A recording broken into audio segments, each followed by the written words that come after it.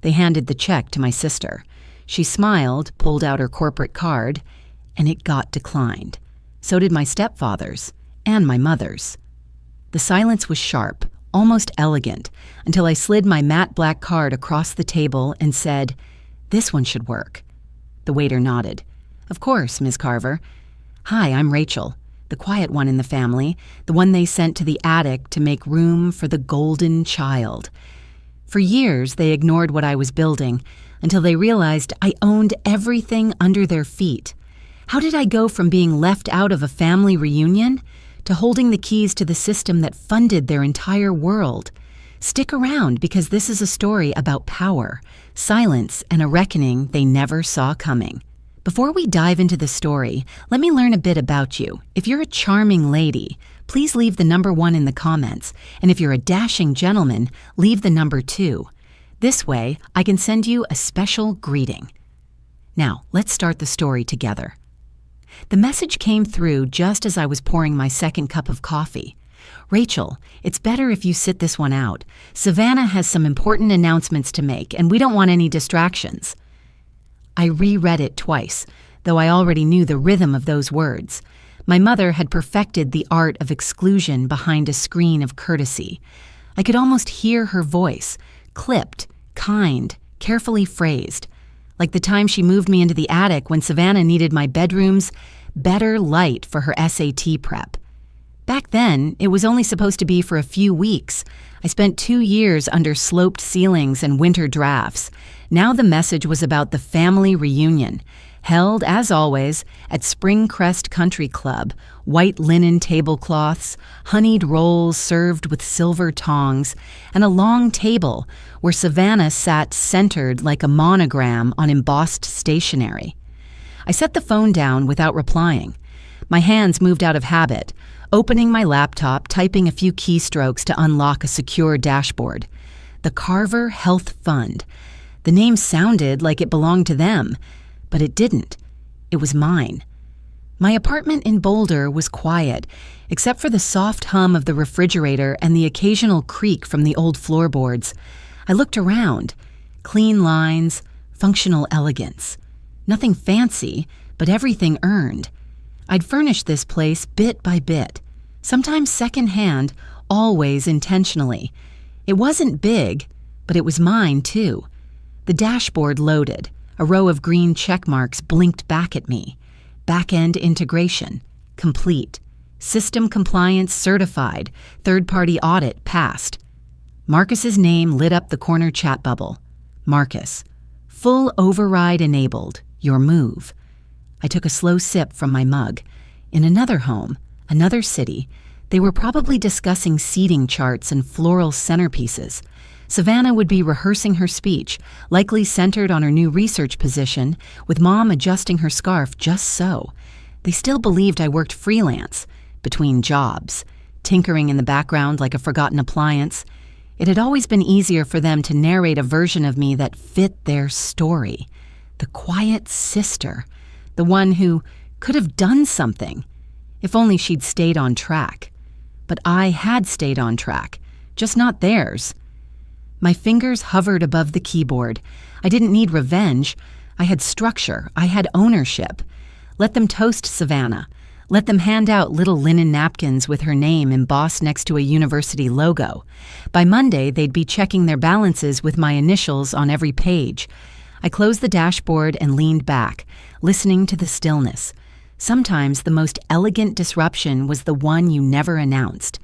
Funny how they kept Grandma's house like a shrine, but cropped me out of the family photos on the walls. I noticed it during my last visit 2 summers ago. A framed picture in the hallway, everyone in matching blue except the girl who once painted that hallway with her own hands. I had been there that day just outside the frame, holding the ladder. Tonight the apartment was dim except for the glow of my monitor. I sipped cold tea and scrolled through a news article featuring Savannah, grinning in a lab coat in front of the newly dedicated L.M. Carver Simulation Lab, my grandmother's initials, my grandmother's house, my contribution. The caption didn't mention me. I had funded that renovation in 2021 after a flood nearly destroyed the foundation. I never asked for my name on the plaque. Still, seeing Savannah's there stung in ways I couldn't quite describe. They'd always known how to give her the spotlight, even when the wiring behind it was mine. A message pinged. Marcus. Marcus. Infrasync complete. We're live across all 6 regions. I called him. You're sure about the research wing? Confirmed. We now own the support system feeding data into Savannah's newest trial. Quietly, of course, layered through proxies like you wanted. I leaned back in my chair. The quiet hum of the city outside my window blurred into a soft throb. How long until they notice? Hard to say. But when they do, it'll be because a dashboard locks or a card ping's denied. You okay?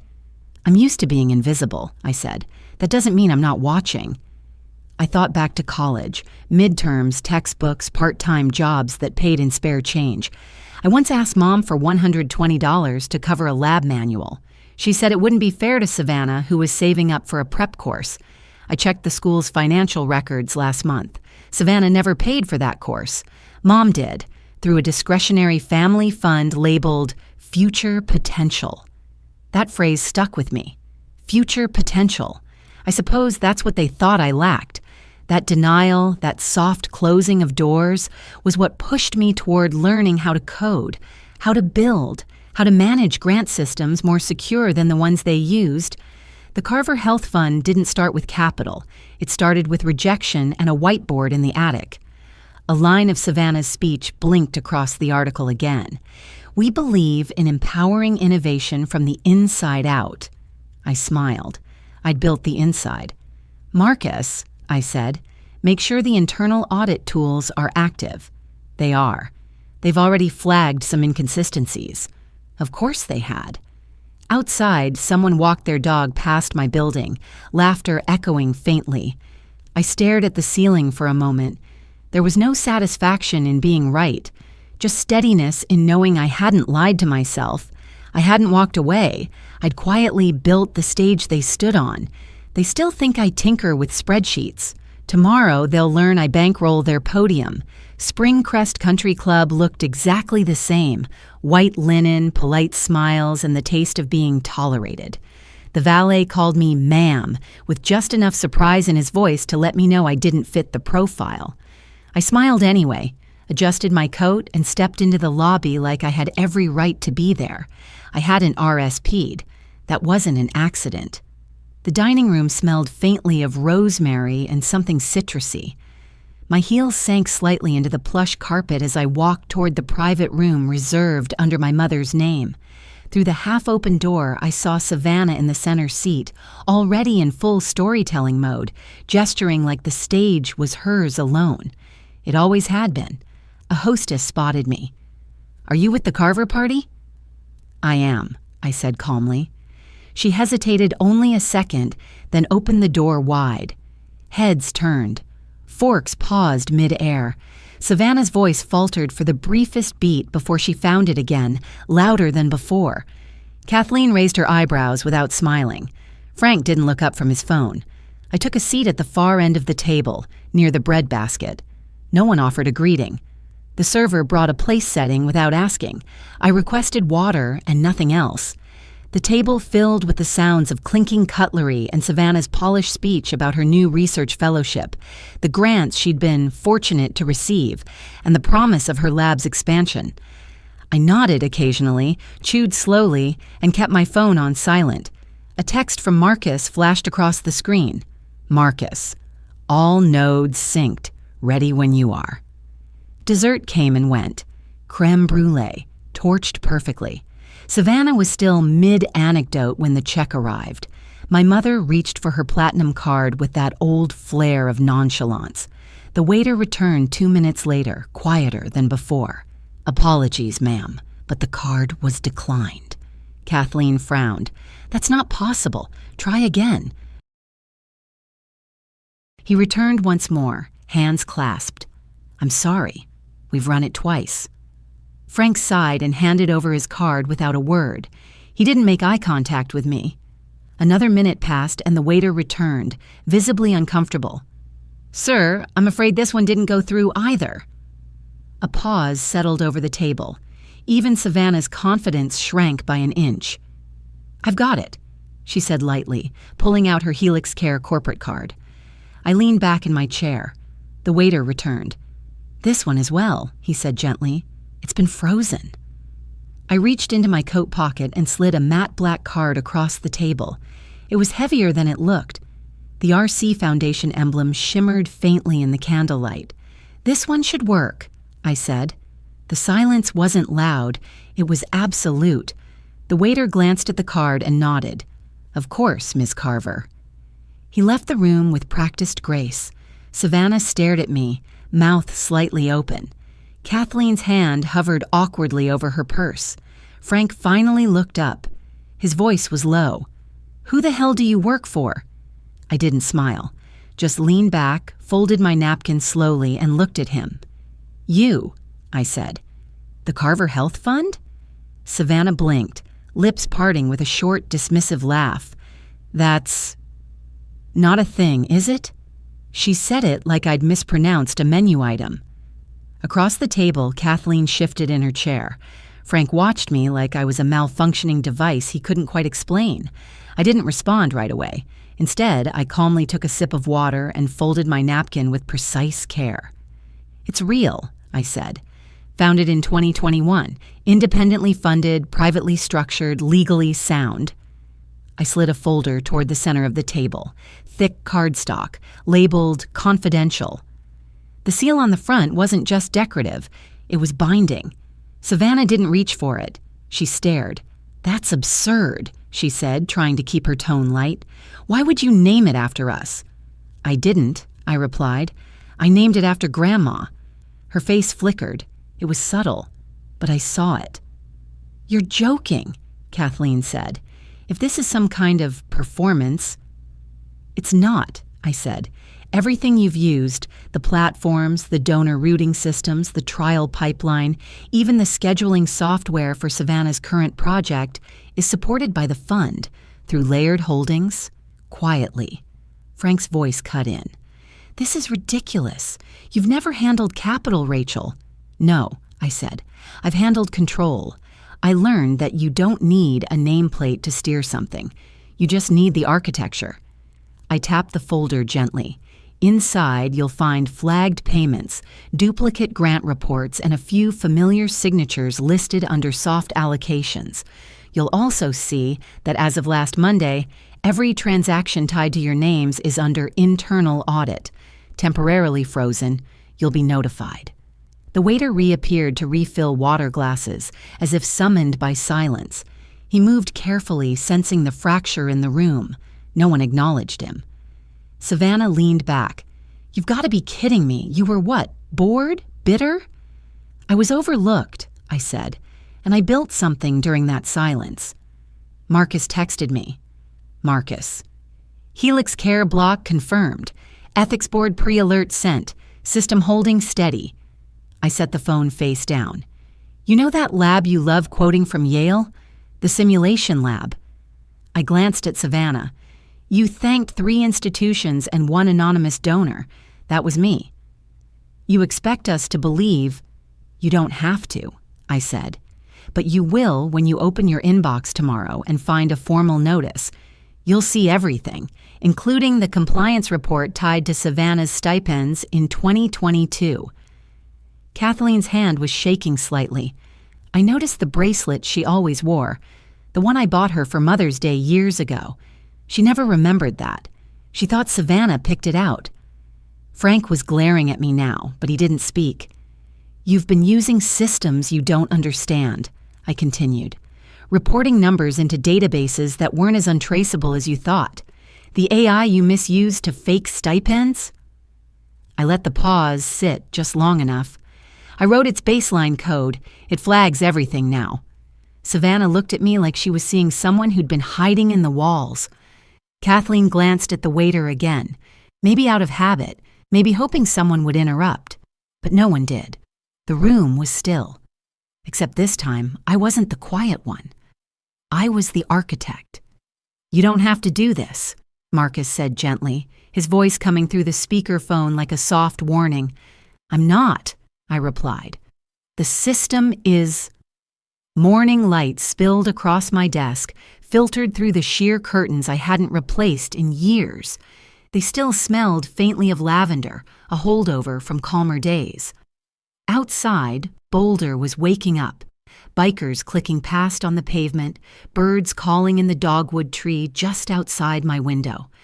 I refreshed the news tab on my screen. The headline was everywhere now. Ethics concerns, rock carver medical. Anonymous source triggers internal audit. They didn't name me, of course. The press had only picked up the thread, but beneath the layers of speculation, the truth was already humming through the veins of the healthcare system. Systems I'd built, ones now tracing every misfiled invoice, every duplicated stipend, every convenient oversight. I glanced at my phone. One missed voicemail. My mother. I didn't press play, but I knew the pattern by heart. She would start warm, maybe even apologetic, then pivot, mentioning how confused everyone was, how things have gotten out of hand, how we should talk just as family. I deleted the message without listening. Next came the email from Savannah, a long block of text packed with big words and small blame. Bad advisors, miscommunications, wasn't aware of all the back-end details. She ended with, "We're still sisters." I didn't reply. Some bridges rot too slowly to burn. Instead, I opened the compliance portal and scrolled to the draft I'd written days earlier. Subject, ineligibility notice. Carver family entities. Reason, sustained misuse of donor allocations and research stipends across a 5-year period. Action, permanent removal from all current and future fund access. I reread it once, checked the audit references, then clicked sign. The system sealed it with an encrypted key and timestamp. Done. Marcus texted a few seconds later. Marcus, board copied, clean execution. Ava's submission flagged for review. Looks promising. Avenue. The name lingered. A third-year student at a public university, daughter of a single dad who worked nights. Her grant application had come in just before the media storm. Clean documentation, transparent budgeting, and a handwritten note that ended with, "I've learned how to stay quiet when I need to, but I'd love a chance to be heard." I marked her file for fast-track review. The wind picked up outside, rattling a nearby wind chime. I leaned back in my chair. The quiet wasn't heavy, it was earned. "They erased me to protect their image," I murmured. I clicked the window closed, the cursor disappearing from the screen, so I redrew the whole picture, without them in the frame. "Your story reminded me of someone," Ava whispered, her voice still shaking slightly from the podium. I smiled. "Maybe she built the chair you're sitting on." The room let out a small, polite laugh, nothing exaggerated, just the kind that ripples through when truth lands gently. The boardroom was warm with morning light. A table of fresh scones, strawberries, and strong local coffee sat untouched for now, as the final grant recipient took her seat. The RC Foundation's Spring Awards had never been public before, but this year I put my name on the program. It was time. Ava wore a blazer slightly too big in the shoulders. Her hands trembled when she held her certificate, but her voice hadn't.